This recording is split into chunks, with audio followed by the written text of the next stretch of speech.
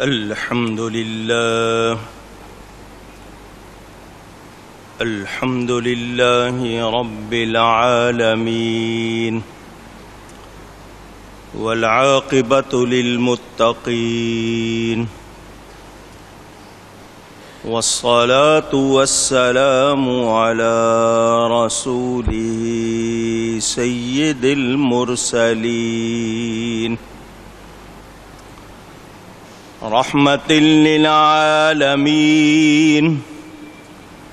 شفيع المذنبين سيد الأولين والآخرين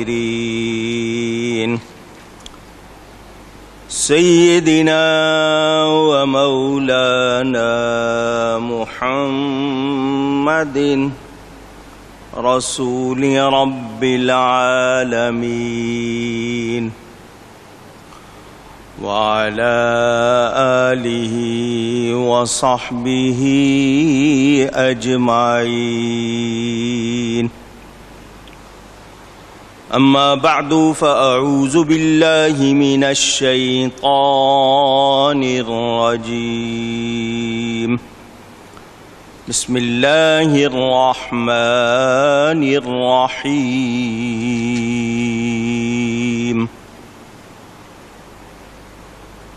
ذلك بأن الله يولج الليل في النهار ويولج النهار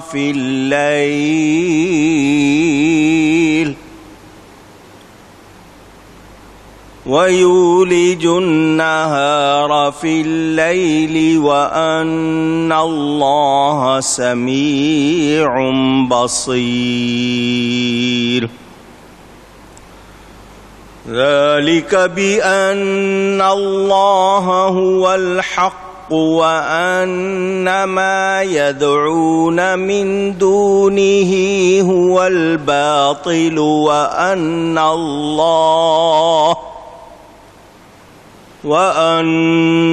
الله هو العلي الكبير. صدق اللہ العلی العظیم. محبت کے ساتھ ایک مرتبہ دروشی پڑھ لیجئے. اللہم صلی علی سیدنا و مولانا محمد معدن الجود والکرم وآلہ وصحبہ وبارک وسلم. الصلاة والسلام علیک یا رسول اللہ. الصلاة والسلام عليك يا حبيب الله. الصلاة والسلام عليك يا رحمة للعالمين وعلى آلك وأصحابك يا شفیع المذنبین. حمد و صلات کے بعد قرآن کریم کی سورۃ الحج کی تفسیر کا بیان آپ سن رہے ہیں. آپ نے اس سے پہلے یہ سنا کہ بات یہ ہے جو بدلہ لے جیسی تکلیف پہنچائی گئی تھی پھر اس پر زیادتی کی جائے تو بے شک اللہ اس کی مدد فرمائے گا. بے شک اللہ تعالی معاف کرنے والا بخشنے والا ہے. اس حوالے سے ایمانی اخلاقی کچھ پہلو آپ کے سامنے رکھے تھے کہ ہمیں دنیا میں کیا کیا مسائل پیش آتے ہیں اور ہمارا رویہ کیا ہے، ہمیں کیا کرنا چاہیے. اس کی تفصیل آپ کو سنائی تھی. گفتگو میں، رشتے ناتوں میں کبھی کوئی سخت جملہ بول دیتا ہے، کوئی غلط بات کہہ دیتا ہے، ہم آگے سے کیا کرتے ہیں یہ میں بیان کر چکا. اصل میں جو مسئلہ تھا تفسیر کے حوالے سے وہ بھی سنا چکا. کہ مسلمانوں پر ماہ محرم میں اچانک حملہ کر دیا گیا تھا، جبکہ اس مہینے میں لڑنا منع تھا، لیکن ان پر جب جنگ مسلط کی گئی تو مسلمانوں نے مجبوراً مقابلہ کیا۔ اللہ تعالیٰ نے مسلمانوں کی مدد فرمائی، اس کے بارے میں یہ آیت نازل ہوئی تھی کہ مسلمانوں کو تسلی دی گئی کہ انہوں نے مقابلہ کیا ہے تو وہ مجرم نہیں ہیں۔ اس کے بعد ذکر ہے دن اور رات کا۔ اللہ فرماتا ہے ذَلِكَ بِأَنَّ اللَّهَ يُولِجُ اللَّيْلَ فِي النَّهَارِ، یہ اس لیے کہ اللہ تعالی رات کو ڈالتا ہے دن کے حصے میں، وَيُولِجُ النَّهَارَ فِي اللَّيْلِ، اور دن کو لاتا ہے رات کے حصے میں، وَأَنَّ اللَّهَ سَمِيعٌ بَصِيرٌ، اور اس لیے کہ اللہ سنتا ہے، دیکھتا ہے۔ قرآن کریم کی اس آیت کے حوالے سے مختصراً گفتگو کرنی ہے۔ اگر میں پوری فلکیات اور زمانے کی باتیں چھیڑوں گا تو بہت لمبا ہو جائے گا۔ اشارتاً فرمایا گیا جیسے کبھی دن بڑھے کبھی رات، ایسے ہی کبھی کفار کا غلبہ ہو جاتا ہے، کبھی مومنوں کا تسلط ہوتا ہے، وہ بھاری پڑتے ہیں۔ تو دل تنگ نہیں ہونا چاہیے۔ اگر کسی وقت دوسرے حاوی ہو گئے تو یہ نہ لوگ کہنا شروع کر دیں کہ اللہ دیکھ نہیں رہا، ہم مسلمان ہیں، اللہ کو مانتے ہیں، پھر کافر کیوں ایسا کر رہے ہیں۔ تو اپنے اعمال پر نظر رکھنی چاہیے۔ کبھی ہماری کچھ کمزوریاں، کچھ غلطیاں آڑے آ جاتی ہیں، تو اس حوالے سے کوئی یہ نہ کہے کہ کیا ہو رہا ہے، اپنے آپ پر نظر رکھیں۔ اور اللہ فرماتا ہے ذَلِكَ بِأَنَّ اللَّهَ هُوَ الْحَقُّ، یہ اس لیے کہ اللہ ہی حق ہے، وَأَنَّ مَا يَدْعُونَ مِن دُونِهِ هُوَ الْبَاطِلُ، اور اس کے سوا جسے پوچھتے ہیں وہی باطل ہے، وَأَنَّ اللَّهَ هُوَ الْعَلِيُّ الْكَبِيرُ، اور اس لیے کہ اللہ ہی بلندی بڑائی والا ہے۔ قرآن کریم میں واضح طور پر بیان ہے، اور ہمیں جاننا چاہیے کہ اللہ کے ہر کام میں حکمت ہے۔ کچھ لوگ مصلحت کہہ دیتے ہیں، اللہ تعالیٰ کے لیے مصلحت نہیں، اللہ کے لیے کیا کہیں گے؟ حکمت۔ ایک تو یہ یاد رکھیں کہ اللہ کی حکمت، مصلحت نہیں۔ اور اس بات کو سمجھنے کے لیے تھوڑی سی توجہ چاہتا ہوں میں آپ کی۔ تقدیر کے حوالے سے، رضا کے حوالے سے، مشیت کے حوالے سے عام آدمی تفصیل نہیں جانتا، نتیجے میں اس کے منہ سے غلط جملے نکل جاتے ہیں۔ احتیاط کرنی چاہیے۔ آپ کے ہاں کہاوت ہے، جس کا کام اسی کو ساجے، دوجا کرے تو ٹھینگا باجے، یہ آپ کے ہاں کہاوت ہے۔ ہم کسی بھی معاملے میں اگر سمجھ بوجھ نہیں رکھتے تو ہم کہہ دیتے ہیں یہ ہمارا کام نہیں ہے، بھئی جس کا کام ہے اس سے پوچھو۔ مثلا بجلی کی کون سی تار زیادہ خطرناک ہے؟ دو تاریں اکٹھی اگر پکڑ لیں تو کیا ہوگا؟ آپ کہتے ہیں نہیں بھئی یہ بجلی والے کا کام ہے، وہی کرے گا، ہم ہاتھ نہیں لگائیں گے، کہیں جان سے ہاتھ نہ دھونا پڑے۔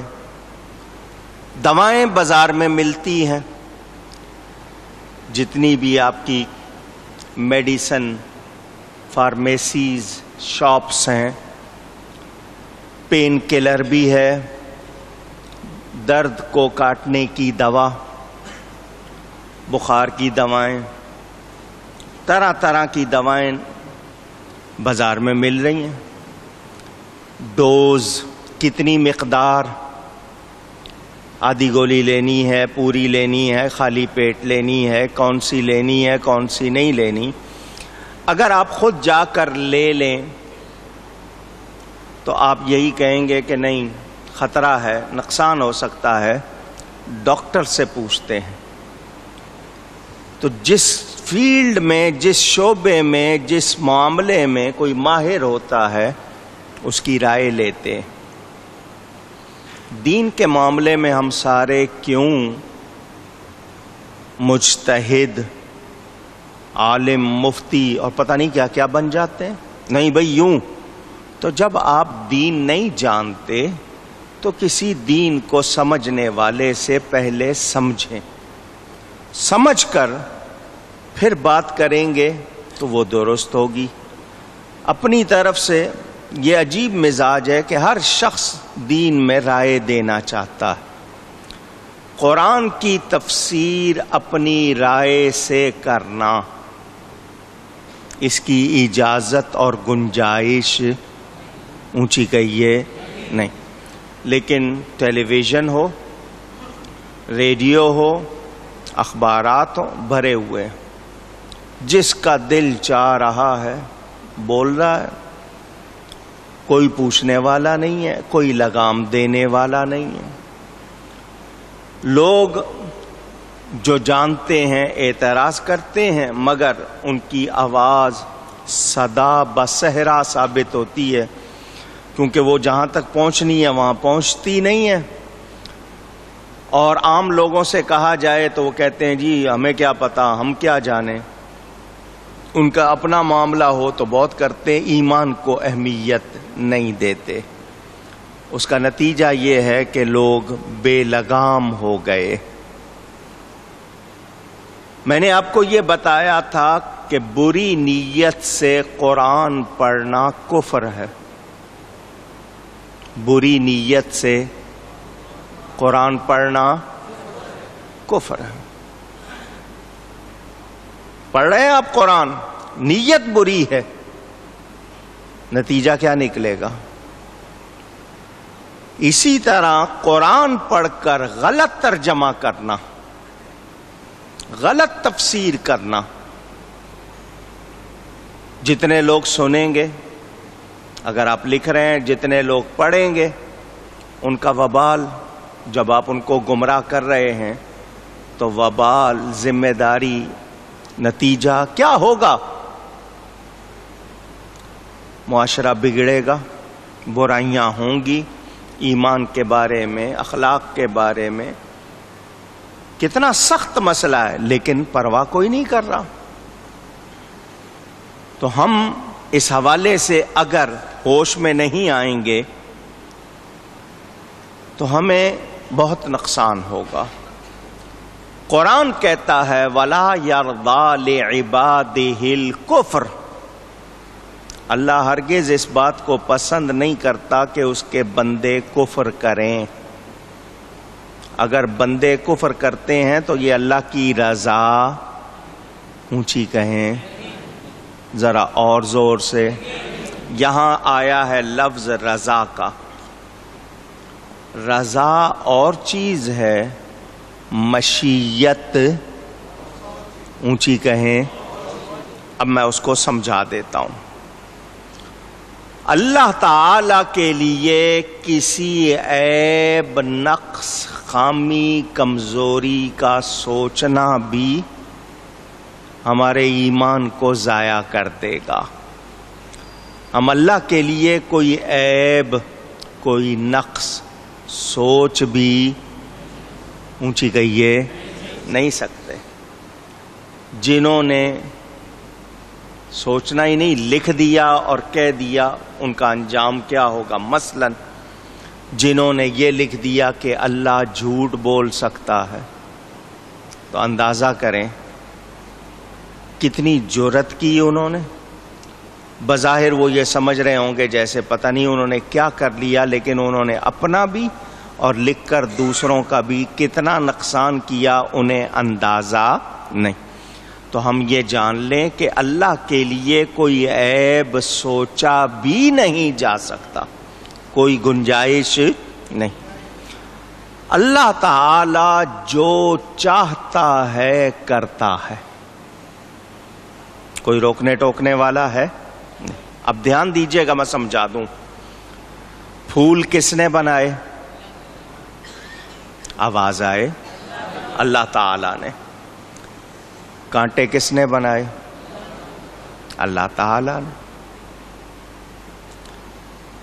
خوشبو کس نے بنائی؟ بدبو؟ میں نے آپ کے سامنے صرف 2 جھلکیاں رکھی ہیں، صرف 2 باتیں، تاکہ آپ کو سمجھا دوں. کوئی یہ کہے کہ وہ اللہ جس نے کانٹے بنائے، وہ اللہ جس نے بدبو بنائی، باقی چیزوں کا ذکر نہ کرے، تو بتائیے کیا یہ اللہ کی تعریف ہے؟ بولیے نہیں. بیماری کس نے بنائی؟ اللہ نے. شفا کس نے بنائی؟ اب 3 مثالیں ہو گئیں آپ کے سامنے.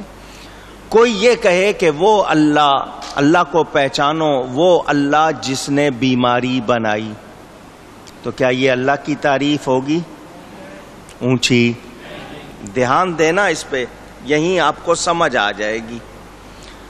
آپ یہ کہیں کہ اللہ خالق کل شیء، اللہ ہر شے کا بنانے والا ہے، یہ رب تعالی کی تعریف ہوگی. ہر شے کا بنانے والا کون ہے؟ اللہ. یہ کیا ہوگی اس کی تعریف. وہ چیزیں جن کو برا سمجھا جاتا ہے، کم سمجھا جاتا ہے، غلط سمجھا جاتا ہے، گنا جاتا ہے، ان کا نام لے کر اللہ کی پہچان کرانا درست اونچی.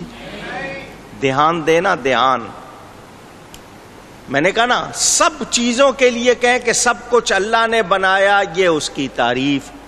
گندی یا بری چیزوں کا ذکر کر کے کہنا کہ اللہ نے یہ بنایا، وہ اللہ جو یہ بناتا ہے، تو یہ اس کی تعریف نہیں.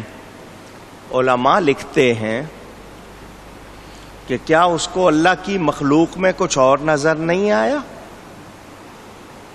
جس نے یہ کہا اس کا مطلب اس کی سوچ میں گند ہے، برائی، بیماری ہے.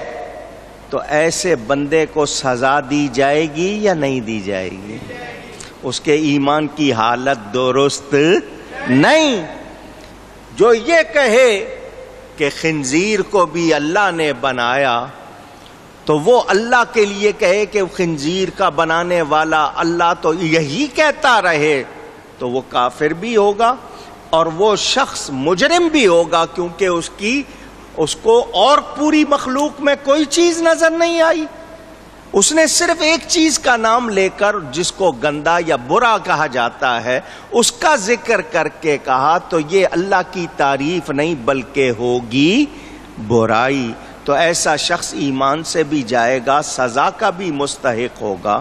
ہاں تعریف کرنی ہے تو یہ کہو وہ رب جس نے آسمان بنائے، جس نے زمین بنائی، پانی بنایا، ہوائیں بنائیں.